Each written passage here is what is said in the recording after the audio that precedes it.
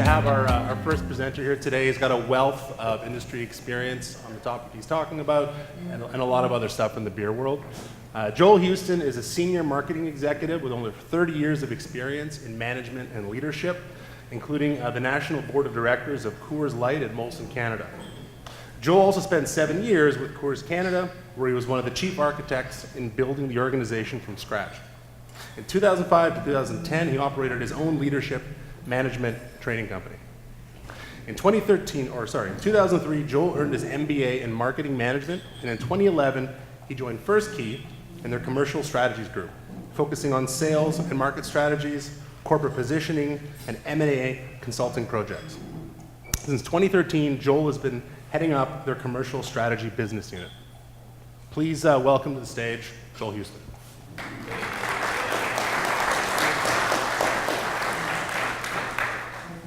Thank you, Carlos. Morning, everybody. It was a fairly robust crowd. I was wondering how many people were going to leave the room. There's 9 people left. Still going to say the same things. So good morning, everybody. Pleasure to be here. I want to thank the Guild for having me come in to talk to you guys. I got a fair amount to say. I tend to talk rather quickly. That'll be my challenge for today, is trying to keep things slowed down. I thought it was important to provide some context for this presentation because I don't think the title tells the whole story. And I'm a very opinionated guy, so I'll say some things today that no doubt will irritate some of you, but I think that's part of the fun, isn't it?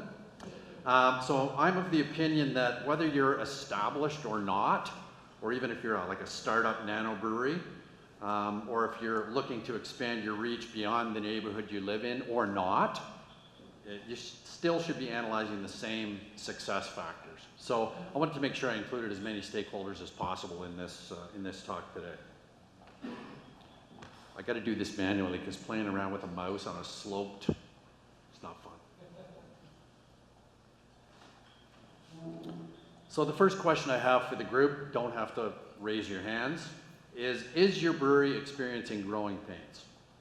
And that can obviously mean different things depending on what stage you're at.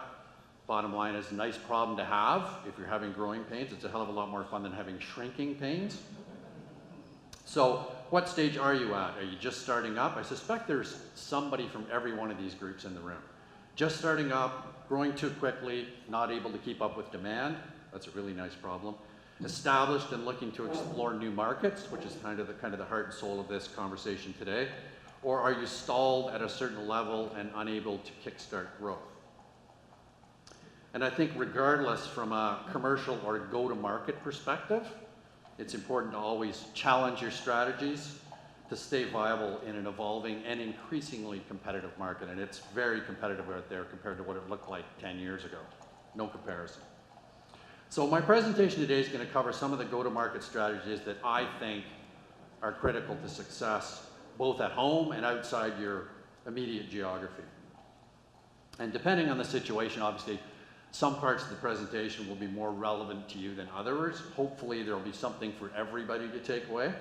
I tried to cover as much ground as possible and consider all stakeholders without alienating anybody and without bombarding you with a bunch of data and information. I do have a couple of charts. I'll explain them. You know, there's no need to be concerned about that. So I suspect most of you are in the growth stage. And if you are, my suggestion would be to take a step back and assess every component of your business to determine how you're going to grow into that bigger skin, whether you're little or established, and compete at the next level in the most efficient, effective, and affordable way possible. So Carlos already did a pretty nice intro. I'm the Director of Commercial Strategy for First Key. We're a brewery consulting organization based here in beautiful Vancouver, and we do projects all over the world. It's a ton of fun. I love corporate beer, but this is more fun. So what the heck is commercial strategy? Well, it's basically all the things you need to do to get your products into the hands of the customer. So it's your go-to-market strategies. And it includes all the topics I cover in the presentation today. I'm going to talk a lot about branding. I'm going to talk about customer service. I'm going to talk about promotion. I'm going to talk about pricing. But I will be talking about some other things too. And commercial strategy also includes a lot of other elements that we don't have time to talk about today. But if you have questions on areas that I don't cover, that's okay. Ask anyway. I'm not going to promise you I can answer, but we do have a Q&A at the end, so ask away.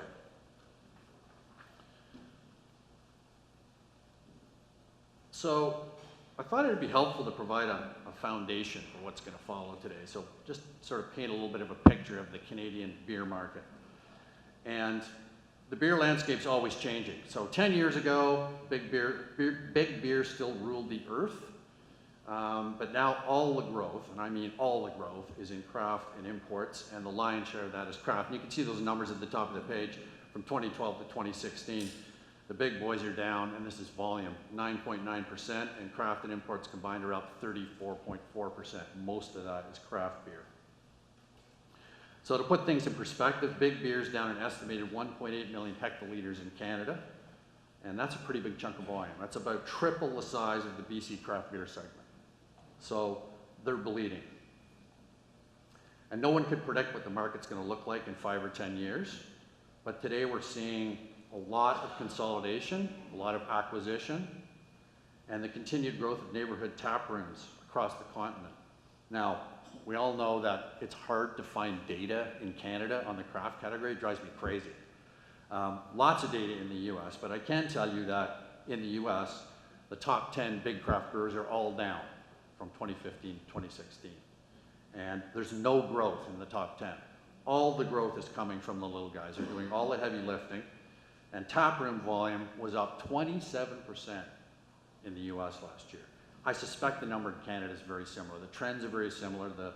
The numbers, the size of the category in Canada is very similar to the States. So I think we can draw some comparisons there pretty safely. And tap rooms are, and Carlos mentioned this, tap rooms are quickly becoming the kind of place to be. I'm not sure how on-premise licensees feel about that, probably not great, but if you go to the best tap rooms in Vancouver, pretty much any day of the week, they're busy. Sometimes almost impossible to get into. So it's become the place where people go to hang out, to talk, to socialize. It's really become a big deal. And I don't have a crystal ball, but I think it's highly likely this consolidation will continue as the larger players realize that craft is where the category is headed. So time will tell. So here's the first chart. Now, don't freak out. I will explain it.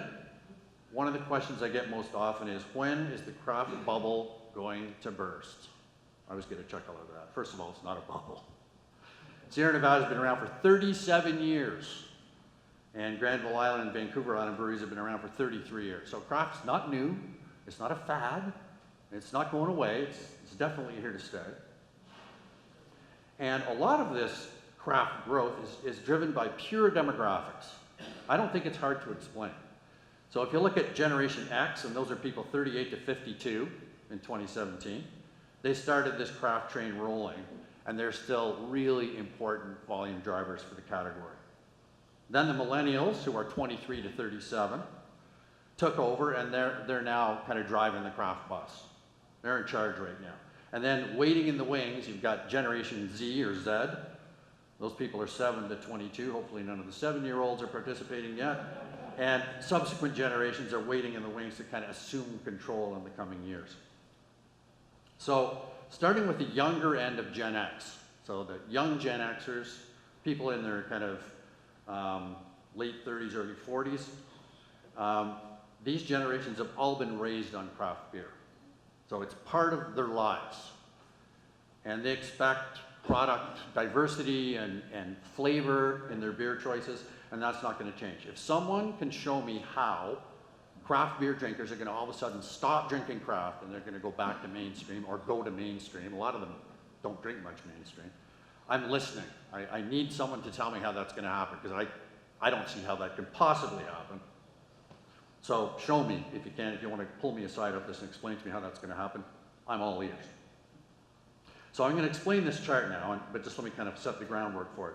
If we can agree that younger Gen Xers and subsequent generations, so millennials, Gen Z, and there's a name for every generation, Alpha is the one after that, I think, and younger, can be considered craft followers, then this chart shows you what that's going to look like over the next 20 plus years. So just let me explain this chart to you. So the gold bar, that's the builders. Those are old people. And as you can see, from 2013 to 2038, they pretty much die out. I don't think there's anybody here in that group, but so they're not going to be helping anybody by 2038. The next bar, the maroon or rust-colored bar, those are the boomers. I'm in that group, and that bar shrinks considerably from 2013 to 2038. It's still a few of us left by 2038, but not too many. And then the third bar, the dark gray bar, that's Gen X. And you can see it stays pretty steady through that period, declines a little bit. Some of them drop off, but they're still going to be important. Then the light gray bar, that's the millennials. And that one's pretty much flat all the way through. They're hanging in there for that full kind of 25-year period. And then you've got Gen Z, which is the sort of turquoise-colored bar, and that one, again, very, very steady. And then the most important bar, which is that kind of light turquoise bar, the last one. That's your Alpha Plus. Those are the young people, and that group becomes massively influential by 2038. So here's the kind of crux of this chart. If we can agree that young Gen X, millennials, Gen Z, and Alpha Plus are all craft followers, then that number at the very bottom, that string of numbers, tells you what percentage of consumers in Canada will be predisposed to embrace craft beer. Right now it's about 50%. It's going to grow to about 80% by 2038. So 80% of people will be craft beer people. Doesn't mean they're all going to drink craft beer, but it means that a lot of them will. So if I was a big beer person, I'd be really, really nervous about that. But for this group, I think it's good news. So what does that mean from a volume perspective? Talk about that. So let's talk about volume for a second. So if craft volume continues to grow, even at reduced rates, and it's growing, I don't expect it to grow forever the way it's growing right now. I don't think anybody here does. And imported beer continues to grow sort of steadily, modestly. For the next 20 years, 23 years, what can we expect to see? Well, by 2040, so when I created this chart, I was pretty not pessimistic, but cautiously optimistic with the craft numbers. I wasn't plugging in growth of like 20% year over year. It was like 10, 8, 6, 5, 4 as we go through the out years. By 2040, craft and mainstream will be just about ready to cross over. I really hope I'm around to see that. I'm going to be really freaking old, but I really hope I see that. And the craft and imported segments combined will be larger than the mainstream segment by 2040. Now, what's the role of mainstream long term? And I don't think mainstream's ever going to go away. It's still a volume occasion. There are people that just drink for volume. They want to drink 12 beers and watch the hockey game, or that's why they drink beer. It's for refreshment and volume. They're not drinking it like craft beer people drink craft beer. I'm not going to bash Big Beer because Big Beer paid my mortgage for many years. I think they make great beers, they have great brewers, they have great quality control, and you know, they do what they do very, very well. So I'm not one of those people that's going to stand up here and say that craft beer is better beer, or that Big Beer is not good, or you know, the products are undrinkable, or anything like that. Big Beer is always going to be here. I know lots of people that say, I can't drink IPA. But we did a focus group in Portland. I was working for a client down there. This is not too long ago, about a month ago. And we pulled together a bunch of kids from University of Western States. There was about 15 of them. They were, I'm going to say 21 to 27, 28.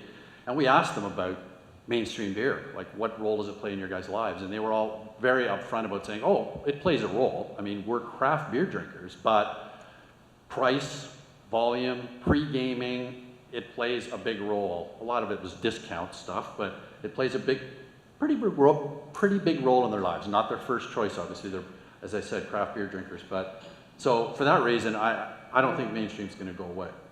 The really interesting thing is going to be, will craft become mainstream?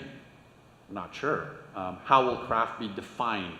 I think the goalposts will get moved, and who knows? If we were sitting here 15 years from now, we might call Four Winds mainstream, and something else is now craft, or The word craft may not even be used. It's going to be really interesting to see how that all kind of evolves.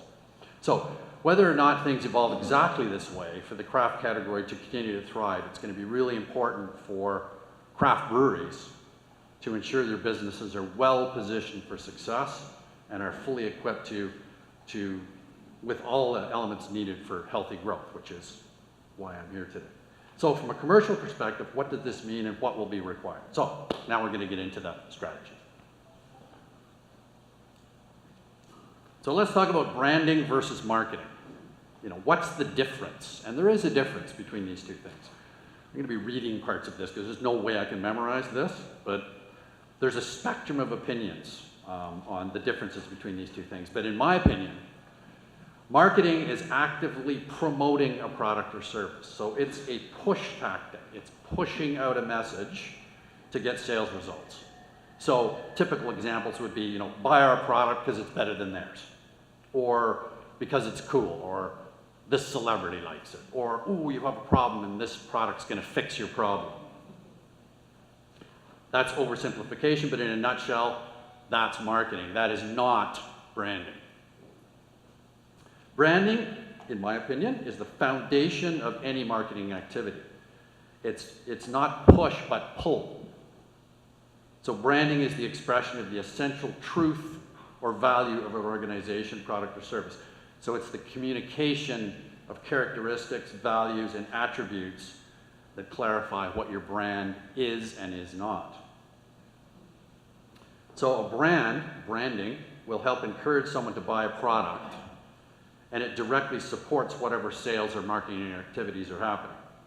But the brand does not explicitly say, buy me. That's kind of the crux of this. It says, this is what I am, this is why I exist, and if you agree, if you like me, you can buy me, support me, and recommend me to your friends. So, in short, branding is strategic and marketing is tactical. So marketing may contribute to a brand, but the brand is bigger than any specific marketing activity. The brand is constant, while marketing kind of ebbs and flows. Marketing campaigns change, they come in and out. The brand never goes away. It's always there. It's the pillar. Branding is what sticks in your mind associated with a product, service, or organization. Whether you bought it or not, it's still in your head. So to me, strong branding creates intrigue. It engages people and makes them ask the question, do I want to develop a relationship with this brand? That's the essence of branding. And so now I'm going to dig a little deeper on branding.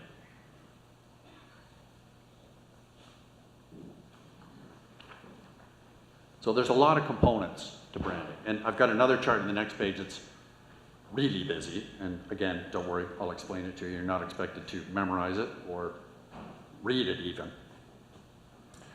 So branding's still a pretty new concept for craft beer.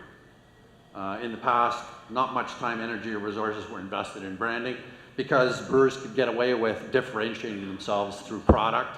Oh, we make this crazy double IPA, and nobody else is doing it. So that's our kind of point of difference. Or irreverence. We have crazy brand names, or Bob's Big Ass Brewery, or whatever the fun was at the time. You can't really get away with that anymore. There's too much competition. So if you're serious about getting to the next level, strong branding is an essential component of success in craft. Whether you're big, little, doesn't matter what size you are, what size community you're in, whether you're in Vancouver, you're in Golden, doesn't matter. Absolutely critical. So if you haven't done this yet, or you've only scratched the surface, you should revisit this key element of your mix to either create or fine-tune it. So what are the key components of branding? Well, it's a lot more than cool logos and clever brand names. In my opinion, it's the foundation for everything that follows. Everything that comes out of branding is all byproducts of branding, all the activities. So a good branding process involves 5 steps. I don't want to bury in details, and you're going to see this chart in a minute that sort of illustrates this. But there's some foundational elements that I want to talk about. And the first one is, and I know for some people in the room, it's going to sound like kind of marketing mumbo jumbo, but it's really important stuff. The first thing is your mission, also called your purpose. That's what you are. So it should guide the actions of the brewery, spell out your overall goals, provide a path, and guides the decision making. What are we? Provides a framework to formulate all your strategies. It's essentially the goal for what your brewery wants to do for the world. That's important that you understand that, whether you've been in business for 5 years, 10 years, or you're just starting up. Everybody in the company should understand that. Then there's your vision, and that's what you want to be. Sometimes they're the same thing, but very rarely. Usually you start out and you are something and you want to become something more, and that's your vision. So it's your roadmap, indicates what you want to become. It guides decision-making, transformational initiatives, and sets a defined direction for growth. And then arguably, the most important thing is your why. Now, I don't know how many of you guys have heard of Simon Sinek. Pretty cool guy. He does a lot of stuff on TED Talks, and he did this thing called Start With Why. It's a book, and he does a TED Talk on it. He was the keynote speaker at CBC. I think it was in Philadelphia a couple of years ago. And he's a pretty cool guy. And this is kind of his thing. And your why is basically why you exist. It's your core beliefs. And the core of it is, what makes you different? What are you passionate about? And what do you stand for?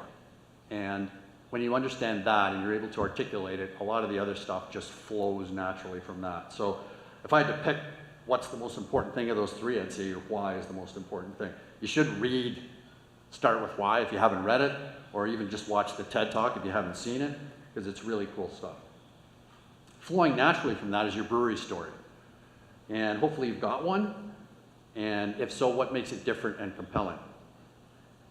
Based on past successes, does it need to be updated? Maybe you started out with a brewery story and a lot of things have happened since then, good things, and you want to add that to your brewery story. It's really important to keep it updated. And a lot of breweries, I should say, don't necessarily, especially when they start out, they don't think the brewery story is that important, or they don't think they have a story to tell, which is never the case. There's always a story to tell. I was doing a project in Florida, and I was with this father and son team, and we were sitting around having a beer talking about this very thing, the brewery story and the why. And I said, so have you guys got any idea what your story might be? And they're like, we're pretty boring guys, and there's nothing interesting about us. Okay, well, you're starting a brewery, so you must have some money. What do you guys do? Oh, we're car dealers. Oh, okay. But beyond that, are there some hobbies, some passions you guys? Well, yeah, we race old antique sports cars. It's like, and you guys don't think that's interesting.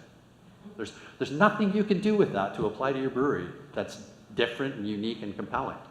Come on. I mean, everybody's got a story to tell, and the brewery story in craft is really important. People want to read it. They want to be part of it. Then there's your culture, and how has it evolved, and is it healthy? So when I say healthy, are your people engaged? Are they motivated? Are they invigorated? Do they look forward to coming to work? And do you have the processes in place to recruit, hire, and train more staff? Obviously, what you don't want is constant turnover.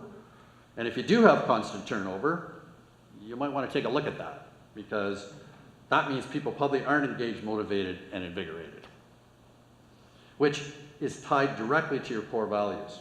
What are they? And when I say core values, I'm talking about things like they could be, things like fun, honesty, integrity, excellence. And if you've thought through your core values, and if you haven't, you should, are you living up to them? Because if, for instance, you say one of our core values is fun, and you've got constant turnover and nobody's having fun, you're not living up to your core values. So they're not just words on paper. They're living, breathing things that you need to demonstrate every day. Competitive landscape. So who among your local competitors are most successful? Why are they so successful? Do you know that? And is there learning that can be applied to your brewery? I mean, there's hardly, like they say, there's not that many new ideas. I mean, you can steal stuff. And you should be out there making sure you know what everybody's doing. And if your trading area has expanded, in other words, if you want to expand your footprint, are you up to speed on what these new competitors are doing in this new geography? And then your target market. So who are you targeting? Demographic and psychographic. What kind of people? What age groups? With your key messages and activities, obviously that's going to affect your social media, your website. Who are you trying to talk to? And I've had lots of clients who will say, oh, we got to expand that target market. It's got to be like 21 to 60. Like, how much money do you want to spend talking to 60-year-olds? Seriously? You've got to be targeted with your activities. Obviously, you don't have unlimited resources. And if you're adding new markets, how does that target market evolve? They're probably not the same as the people in your current geography. So now here's the scary chart. Okay, don't worry about it. The only reason I put that up there is to illustrate the branding piece and how important it is. There's 5 pillars, and each one contains a bunch of stuff. And pretty much anything you can think of involving sales, marketing, is in there. So like I said, I believe that if you've done really robust branding work, everything is a byproduct. It all flows naturally out of it. So I said I wasn't going to bury you in details, and like I said, you don't need to memorize this, you don't even need to read it. I just wanted to show you, hey, it's really complex and fruitful. So the stuff I talked about on the previous slide mostly focused on the elements in step number 2. There's 4 other steps. And craft brewers are notorious for skipping the first 3 and just jumping right into step 4, which is logos and brand names. Let's just write them down on a napkin and make it happen. Obviously, I'm generalizing. I said I'd say some things that irritated some people. That's probably one of them. So there's a lot more meat on that branding bone than just brand names and logos. And there's some key elements in step 1, which is called understanding and discovery, whether you're an established brewery or startup. And I alluded to it earlier. It's easy to get mired in the day-to-day, and everybody does. Everybody who's working at a craft brewery wears multiple hats. If you're doing well, which I hope you are, it's really busy. But it's important to get your ass out there from time to time to see what everybody else is up to and what's driving the success of the good ones. And I'm not just talking about if you're in the Lower Mainland, go see the ones in the Lower Mainland. Go see the ones in Washington. Go see the ones in Oregon. Go to Portland. And there's a lot of learning there. Although, this is just a side story. I was just in Portland doing a project, and it's not as crafty as I thought. It's not as, I thought it was way ahead of Vancouver. It's really not. So, Vancouver's very crafty. I was actually quite impressed, more impressed with Vancouver when I came back from Portland than I was before. I always use Portland as the example of Nirvana, but not that far ahead of us. Ultimately, it's how well you differentiate yourself that will determine how you're perceived by consumers. So a positive perception drives positive results, provided your products are great. I'll always say that. Product is number 1. I defy anyone to, or I challenge anybody to challenge that in the room. Steps 4 and 5 also have some critical elements like key messages and visual style. Obviously packaging, if you're going to be at retail, it's important that you stand out. The customer experience, I'm going to talk about all this stuff in more detail. Employee behavior, your website, your social media platforms, advertising, and public relations. And based on new geographies and evolving channel dynamics, do any of these elements require a facelift? So if those things were in good shape 5 years ago, are they still in good shape? Or do you need to do some fine tuning? And are they working as hard as they need to? And are they consistent? And then a SWOT analysis. And probably some of you are groaning when you hear the word SWOT analysis, but I love SWOT analysis. As you grow and your world expands, you need to constantly analyze internal factors, which are your strengths and weaknesses, and external factors, which are your opportunities and threats, to find out what you should be leveraging, what of your strengths can you leverage harder, what should you be shoring up, so your weaknesses, what weaknesses can we address. I don't think it's good to get preoccupied with weaknesses, but are there some you can shore up to minimize risk? What opportunities can you capitalize on? And what threats can you defend against? What I love about a good SWOT is that, and it should happen to me, you should be doing a SWOT on a continuous basis. Always, always, always be analyzing your business. It results in action plans. So if you've identified your SWOT, your strengths, weaknesses, opportunities, and threats, there should be action plans, because if there's not, my question would be, you've done your SWOT, what are you going to do? Like, what are you going to do about it? You've got a bunch of findings. What are you going to do about it? And if there isn't anything, then you shouldn't be including that in the SWOT. So anything that comes out of your SWOT, there has to be an action plan attached to it. It forces activity, engagement. I like that. So on the branding piece, there's probably a couple of things you're thinking. One is, well, how much money is that going to cost if you haven't already done it, or if you need to fine tune your branding? I think you could do it pretty affordably. Sure, you can hire a branding agency and spend a bunch of dough, which if you've got it, that's great. But if you don't, it's a question of getting a bunch of stakeholders in a room and just hammering through it. I've been in discussions like that, and there's great stuff that comes out of it. Nobody knows better than you about the inner workings of your brewery. So you can do it. Can you do it for free? I guess you could find a room somewhere and get a cooler full of beer and get the right people in the room, including some external people. I'm a big fan of, I hate to use the word focus group, but pulling people together that aren't part of the brewery to get their opinion on what you might do better, differently, is a good idea. And it doesn't cost a fortune. You just got to do the work and do the thinking. And the other thing, just sort of to put a cap on the branding piece for me, is it's all about consistency. It's all about all your key messages, your products, your packaging, your tap room, your people. Everything lines up in a nice, cohesive manner. And people notice that. I see people all the time. The light bulb goes off. They can't necessarily articulate it, but they'll walk out of a place and say, that place is cool. They've nailed it. It's not just, I'm not just talking about the tap room. That great products, great people, great tap room, great packaging, great trucks, great this, great that, great website, great social media. It all lines up in a beautiful line. That's what people notice, is consistency and excellence, obviously. But I'm amazed how many people you can see them. The light bulb goes off. And if you ask them, why do you say that? They might not be able to tell you, but they just know it's good. So really, really, really important.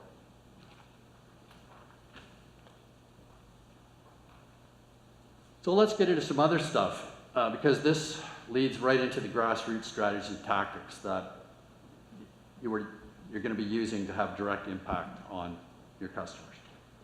So if you want to get to the next level, all these cylinders should be firing. And as you get bigger, customer expectations tend to do the same thing. They get bigger. So first thing I wanted to talk about was the customer experience. That's kind of the big picture. You know, what does it look like? How does it stack up versus the competition? Is it great? Is the customer experience with your brewery great? Or is it, it's okay. Hopefully it's more than just okay. And that involves a lot of things, that customer experience. And the first thing is a tap room. Now, not everybody has a tap room. Not everybody can afford to have a tap room. But tap rooms, as we've mentioned several times today, are becoming a big deal. I'm a sort of a tap room freak, I'll be honest with you. It's a big part of what I do. In the last 6 years, I've probably been in over 500 tap rooms. So I have a pretty good feel for good ones, average ones, and not so good ones. And if you do have a tap room, what kind of ambience and decor do you offer? Is it functional? Different kinds of seating? Does it promote socialization? And do visitors want to hang out for minutes, or do they want to hang out for hours? Hopefully hours. Hopefully they're not just coming in, filling up a growler and leaving. Obviously people are going to do that. But the really, like I said earlier, the really good tap rooms, they're busy. They stay busy most of the day. Are you offering a wide variety of beer styles? And are they consistent with current trends? And once again, is the product quality truly great? And as we know, when it comes to product, craft is all about making sure you got those seasonal, limited release taps, along with your core brands to keep people interested. It's challenging for the brewer, but it's kind of a necessary evil at this point. And how about, and I could talk about this all day, I'm not going to, how about customer service? Is it awesome, just okay, or God forbid, worse than that? And if you want to attract more visitors, and you want to generate positive word of mouth, customer service is absolutely critical. So, and it's usually the one that gets missed. I'll talk about that more in a minute.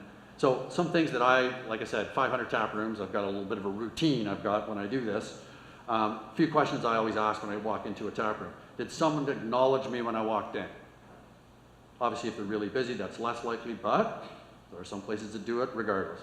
Is there a sense of urgency? Are the servers friendly? Are they competent? Are they knowledgeable? Do they freely interact with customers? Or do they look like they'd rather be somewhere else? Did someone thank me for coming in?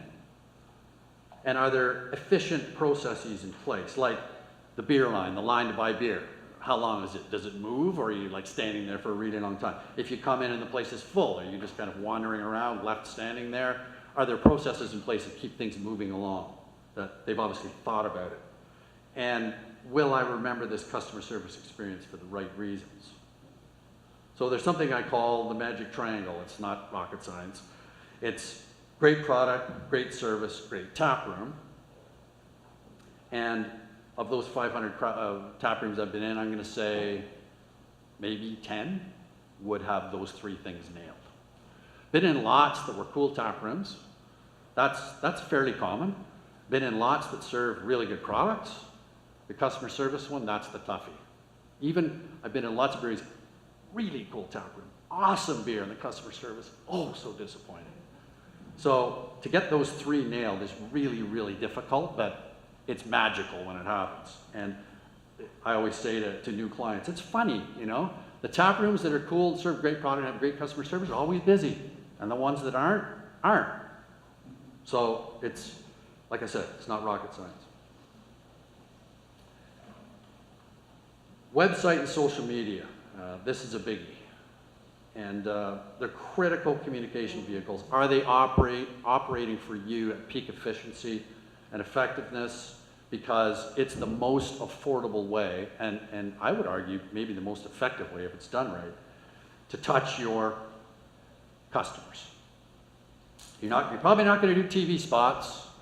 You're probably not going to do radio. I mean, I almost feel like that seems like it's 100 years old now. Outdoor, you know, you can't, most craft breweries can't afford that stuff, and you're not talking to the right people when you do that. Chances are most of your customers are legal drinking age to 35. Social media is the way to go, and have you, and I'm going to talk about that some more too, have you really nailed that?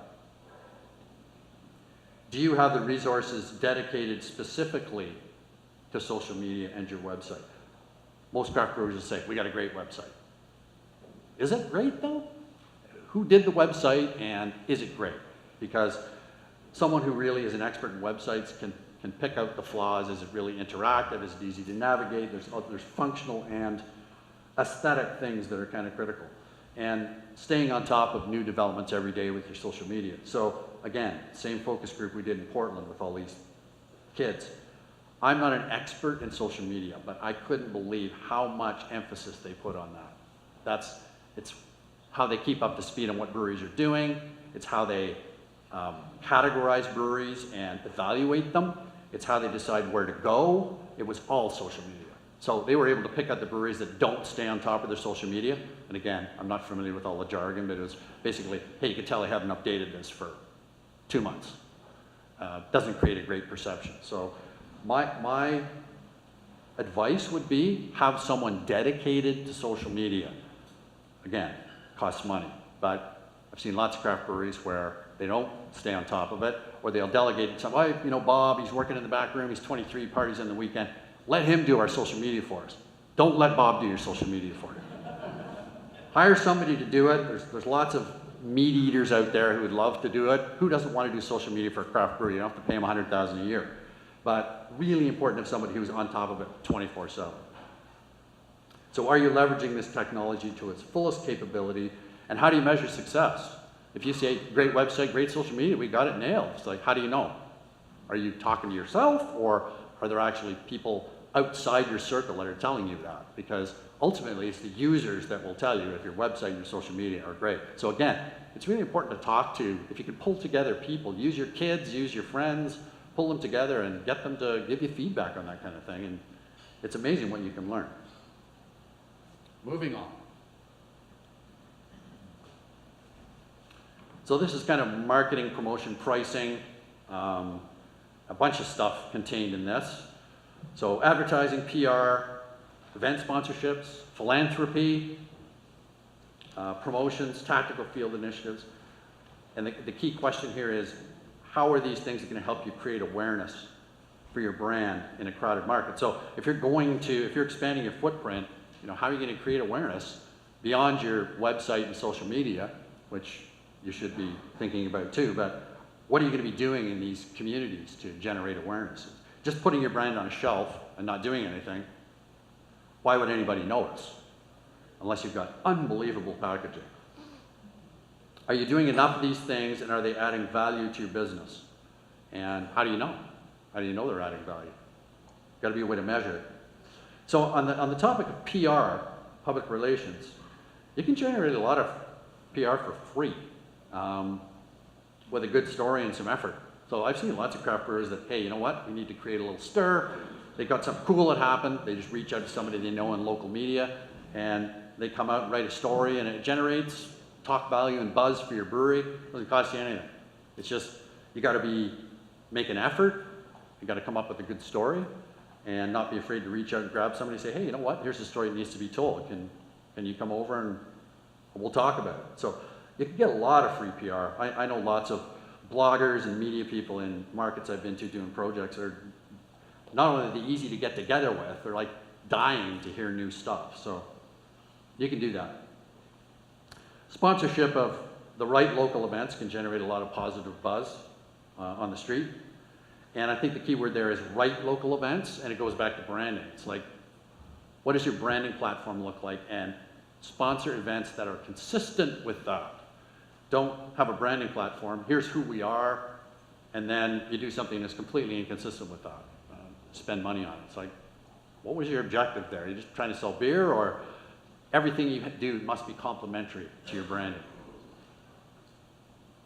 Philanthropy is really important in craft, and what local causes you can get behind to make a positive difference and create goodwill and attach your brand to something people are passionate about. It's got to be genuine, obviously. Hopefully not too many people get involved in philanthropy to sell more beer or make money. You're trying to make a difference and do something good for the world. And if you're expanding your footprint, it's really important that you get involved in philanthropic causes that matter to the people in that geography. So you might be doing something in the Lower Mainland, and if you want to, for instance, expand your footprint to the Okanagan, you're probably going to be involved in some other cause there that those people are passionate about. So it doesn't have to be the same as what you're doing in your home base. And here's one that pricing. Do your price points make sense based on the competitive set? And based on the bundle you're offering, are you leaving too much on the table? So I see a typical price gap of about $2 per 6-pack between mainstream and craft in BC. I don't think it's big enough, personally. And during my travels in the US, I see gaps all the time. $3, $4, $5, $6, sometimes more. And I always wonder why that is. Yeah, they spend less, it costs less for beer down there, but the gap is still the same. You know, the gap is the gap.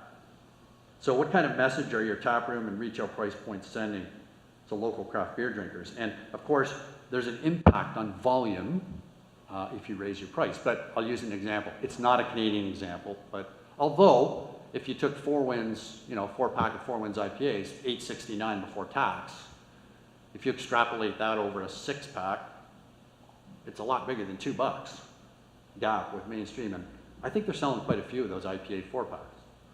But the example I was going to use was in the US, Ballast Point, based in San Diego, now part of Constellation, but so they're big and they have lots of money. They weren't always big and they didn't always have lots of money. And you're probably aware of a brand they have down there called Ballast Point Sculpin. And they sell that thing for $14.99 US a 6-pack. And it doesn't matter what state you're in California or North Carolina, you're in Vermont, doesn't matter, it's $14.99. Never seen a different price point on it, ever. And a mainstream 6-pack in the US is $6. So they're selling it for more than double a normal 6-pack. And they have trouble keeping Sculpin in stock. So I don't think that's hurting. Now, I'm not suggesting everybody here start charging $14.99 a 6-pack. I'm just saying, I do think that Canadian craft brewers leave too much on the table when it comes to pricing. You send a signal with your price point. And if you've got a great bundle, you should be charging for it, and people will pay it, as long as it's within reasonable limits.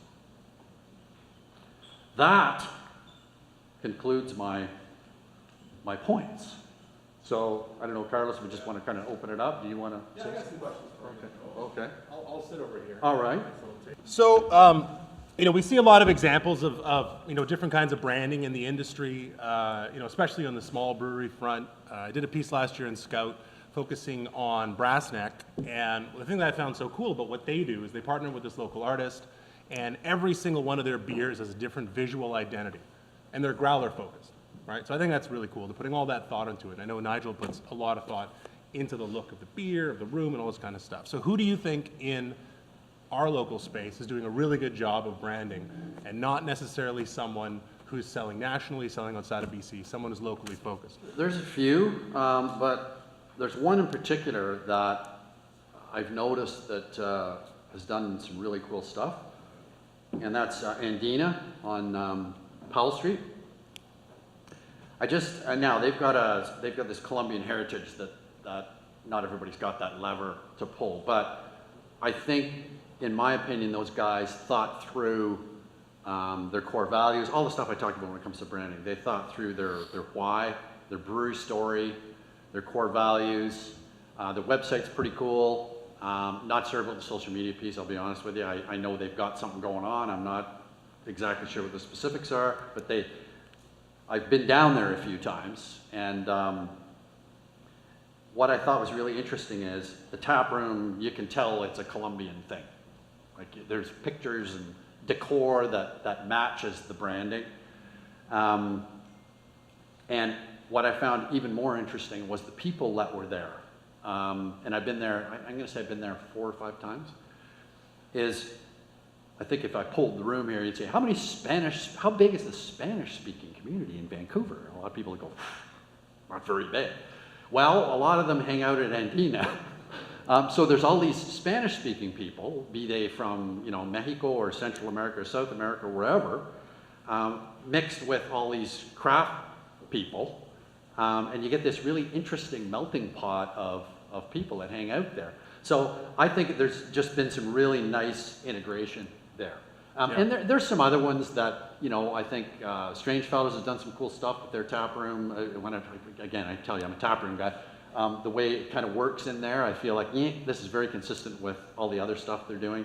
Parallel 49, their packaging is different. It catches your eye. Four Winds, I think, has done some pretty cool stuff with these series of beers that are, the Greek gods and that logo, and there's some nice consistency there. Plus, their products are great. And but Andina is the one I think, and I've been a little bit closer to it, because they're new. I've been kind of paying attention to it. Some nice integration there. Yeah. Cool. So, you obviously, as you mentioned, have a very unique perspective, working for Molson Coors for all those years. So you can probably offer some insights that people in the room here may not have. So, in recent years, especially down in the U.S., we've seen a lot of acquisitions where small craft operations are bought up by bigger conglomerates. We've seen the rise of what's called, crafty brands, things that you wouldn't tell from looking at it is a Miller product or a Molson product. What do you think is the long-term role for Macro? Your kind of chart said, their market share is shrinking. Where do you think they're going to go? Do you think we're going to see more acquisitions, more crafty brands? Do you think they're going to consolidate? I think it's super interesting how, when I grew up, my dad drank Canadian. And Canadian has returned to the packaging they had when I was a kid, and it almost made me want to buy it. I didn't buy it, but I looked at it, it's like, oh man, I remember that, right? Retro. So, they are playing on that nostalgia feel, right? So where do you see Macro going? Well, like I said, I don't think mainstream, and when I say mainstream, obviously I'm talking about, Canadian, Kokanee, Bud Light, Coors Light. Those brands are never going to go away, but what I've noticed, where I've noticed the shift is, I think they're going to continue to acquire. I think that's inevitable.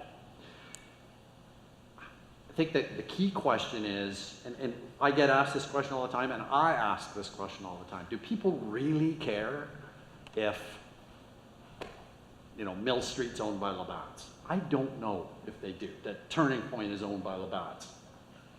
I don't know if people really care. Or is it just the craft, and I consider myself one, kind of the craft nerds, that they're very vocal, they make a lot of noise, but they don't drink that much beer? Are they the ones complaining? I'm not sure. What I have noticed, though, is that the big guys are getting better at acquiring and staying out of the way. I think they're learning that, we just acquired craft brewery X, and they're doing really well, or they wouldn't have acquired them. And they seem to know what they're doing. So maybe instead of meddling and changing the packaging and and trying to, you know, make the products more economical and putting less hops in or whatever they've been doing in the past, they just step back and go, you guys keep doing what you're doing. Like Heineken has done so far with Lagunitas in the US. Just, you run your business, we're gonna stay out of the way and just to help you expand your global footprint. I think they're getting smarter. And so that's why I made the comment about it's gonna be interesting to see how the lines get blurred as they continue to learn how to step back, and it's less obvious that they've been acquired. Because for people that drink those beers, and I'll use Ballast Point again as an example, anybody that's drinking Ballast Point, I don't know how you'd know they're owned by Constellation, except now you can get it in 40 states instead of 5. Nothing's changed. Packaging, the website, the beers are identical. So I think that's a good thing for craft. I'm just curious about how the lines will get blurred, and do people get hung up on, that's the age-old question, do people really get hung up on, oh, you know, this brewery's been acquired by Molson or Labatt's or Anheuser-Busch or Miller Coors or wherever. I think that big beer, they're not stupid. They know that craft is where it's going. Talk to any distributor in the US. They used to have, you know, if they're a Bud House, they just had Bud Light, and, you know, Michelob and their other brands. And now they've all got big craft portfolios because that's where they're making their money. So I don't know if that answered the question. No, acquisition will not stop. Yeah. Mainstream brands will never go away. Yeah. They will shrink. And I think the big guys are going to continue to learn from craft and learn how to let them operate their businesses. And one thing that I bristle a little bit when I hear people say, oh, you know, these guys got acquired, what a bunch of sellouts. I think, well, if you were working 15-hour days for 20 years, never played golf, never saw your kids, and all of a sudden somebody comes along and says, hey, here's $40 million, what are you gonna do? I don't blame those people for selling out. I really revere the ones that don't, but I guess I'd say don't be too hard on the ones that sell out. Hey, they've been probably working their asses off for a really long time. And a lot of them start with an exit strategy. And I personally think it's good for craft that some of these acquisitions happen and they can expand their footprint, and some of these great beers can be consumed, as long as they don't screw with them, can be consumed. If I can get a Lagunitas IPA in Siberia, I'm happy. Thank you. So that's an interesting perspective. Yeah, I mean, that's interesting to hear that there's some acknowledgement that they shouldn't be screwing with the brands, because that's what happens, right? When you change the system, change the ingredients, and then all of a sudden it's a different beer, change the packaging. And when you think about it, it doesn't make sense. It's like, I just bought a business because it's doing great, and then, so I'm going to change it. Why are you doing that? Remember when Molson bought, I grew up in Toronto. Infuse some money into it, expand the distribution, that's great, just stay out of the way. Yeah, I grew up in Toronto, and I remember when Molson bought Creemore, and I was a Creemore drinker, and then you just start seeing the changes, then I came back to it years later, and it's just completely not recognizable to what it was. That's a good example of. Yeah, but so, you know, touching a bit on what you said about, you know, 15-hour days, working hard, a different scale to some of the big producers. A lot of the folks in the craft space in BC are running on super tight budgets. How should they prioritize those kind of key go-to-market strategies that you mentioned? Honestly, I think it's got to be, I wouldn't say the stuff like event sponsorships and philanthropy is nice to have. I think it's more important than that. That's too cavalier to say that. But website and social media, got to be there. And I mentioned that focus group in Portland. Those kids opened my eyes to, oh my God, like, you don't have a website? Forget it. You have to have a website, number one. I've still had a few clients say, do we really need to have a website? It's like, guys, you need to have a website. But the social media piece is huge. It's how they make all their decisions. And it's how they stay connected. And you can really generate a close relationship with customers through social media. So, and it's pretty affordable. I think with limited resources, that's where you have to go. And if you didn't do philanthropy and you didn't do event sponsorship and some of the other things I talked about, it's a missing piece. But if you miss those two things, good luck. Yeah, it's funny. I remember the last couple of years when the kind of twin sales train really started taking off, and you started getting all their limited releases coming out. and selling out in liquor stores right away, but also filling up their tap room with people going to buy their beer. And it literally is just like, yeah, we're releasing a new batch of High Socks tomorrow. And I remember really liking the first batch of Slam Dank, and then wrote a piece about it in Scout. And then they released their second batch, and my father-in-law was in town, who was just like, he lives in the interior, he bought Flagship from Steamworks, and he's like, oh, I love this stuff, what is it called? And I'm like, it's a Northeast IPA, it's great. And so I wanted to take him there to that release. And we showed up on like a rainy day in Port Moody on a Saturday in March, and there's fucking lineups down the street. There you go. And it's just like literally, they just put a call out on Twitter the day before, new batch of Slam Dank, and then that's all. It takes effort, right? Yeah. Like that's why I think it's so important that you stay on top of it, because you know what's cool today is not cool tomorrow, and technologies evolve and constantly improve, and that's why I think it's when you can tell when a brewery is taking their eye off the ball on social media. Yeah. I can't really tell, but a lot of people can. So, yeah, I think that's a big one. So one more question before we open it up here. Macros obviously benefit from economies of scale. They have much deeper pockets. What kind of impacts do you see higher prices having on the momentum of craft sales? Especially as we move beyond. The tent gets bigger. We move beyond the people like myself who are feverishly following every brewery on Twitter and finding out when something's coming out. It's the people who just find themselves at their local pub and being like, oh, this beer costs $3 more than the other one. Why? Like, where do you see that going? I'm not going to sit up here and tell you that I have a quantitative analysis that I could do to say, hey, if you raise your price by $1 a six-pack, you're going to lose 8% of your volume. I honestly think that craft drinkers are less, when it comes to the craft forum, are less price sensitive. I mean, that's been proven during the recession. The craft beer grew, like, hugely. All beer didn't. A lot of mainstream declined. Pretty much every per capita consumption number across North America went like this during the recession. It hasn't really recovered, but that's largely mainstream. Craft remained very robust. So that tells us that it's less price sensitive as a category than mainstream. Will there be no impact? There's got to be some impact. But I would argue that a lot of the people that you would turn off are people that very occasionally drink craft, and it's just like, you know what, forget it. Like it's already too expensive, and now it's. But people will spend more, and again, I'll use that Four Winds example. They've been smart to do the 4-pack thing because people aren't necessarily doing the math on it. $8.69 still doesn't sound too bad, but it's a 4-pack. And again, if you do the math, it's like a $13 6-pack, and they're doing fine. So I just think I see all across Canada these small gaps between mainstream and craft, and I just think it doesn't send the right signal. And you can charge more. Yeah, there'd probably be a little bit of a volume hit, but there's also going to be I think, a nice trade-off on the bottom line. And I think the category needs to value itself a bit more.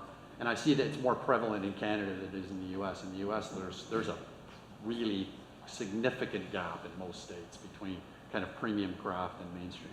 Yeah, it's funny touching on some of the stuff that I was saying before about the locavore movement, millennials like willing to pay more for a high quality local product. I remember when Boombox and Superflux, their beer started showing up on the scene, and my local High Point on Hastings, their beer would show up and it's like $20 for a 4-pack of tall boys.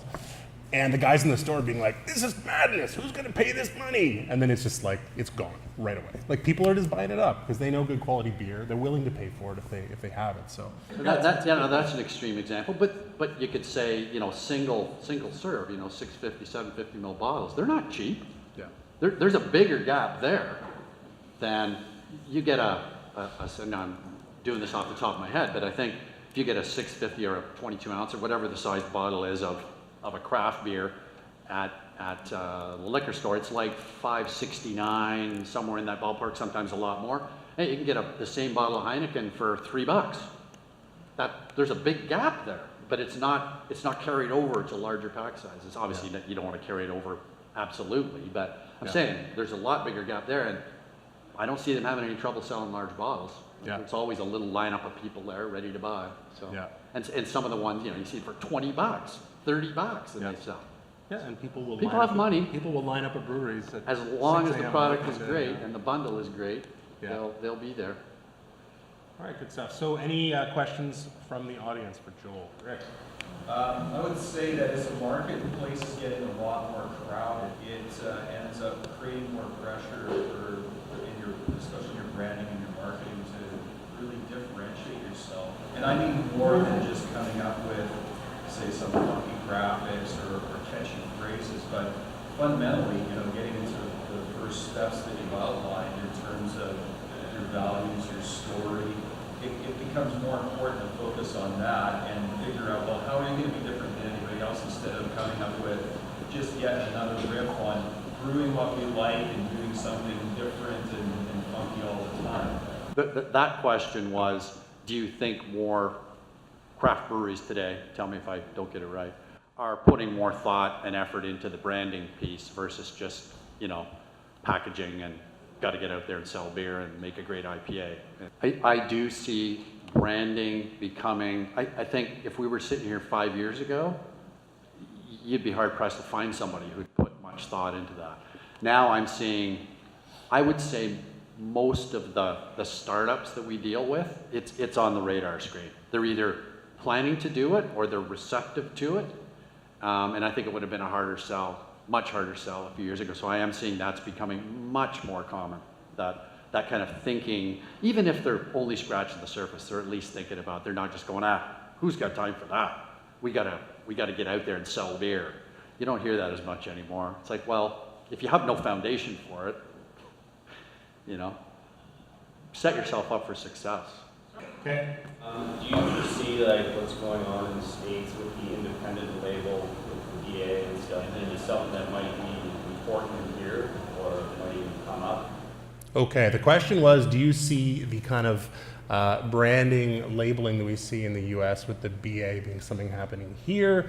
And I can answer that question, yes. So there is something coming down the pipe on that in BC. Maybe Joel knows, maybe he doesn't know. But if you have been in one of 40 government liquor stores this month, there's an Oktoberfest collab beer that came out, and there's something unique about the branding that you'll see on it. So stay tuned, there'll be more announcements about that.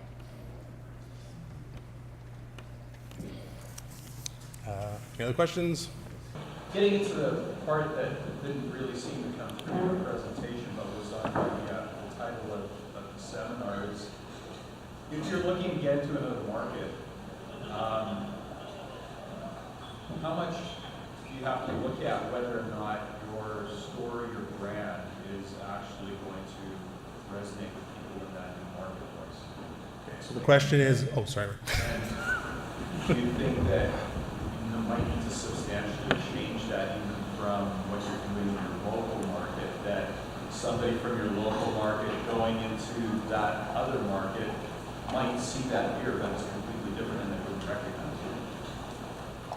Okay, so the question is that you spend all this time to develop a story that is embedded into your brand, it works, it resonates in your local market. How much do you have to think of changing that when you start selling in a different market and thinking about how it may not have that impact there? That's a really good question, and I think, and I don't run a brewery, but if I found myself compromising or changing, I don't know how you change your brewery story to fit a market or even adjust your core values, your why, your vision, your mission, your packaging. There's certain things you have to do sometimes with those things, but if you find yourself reinventing yourself to go into another market, I would question that decision.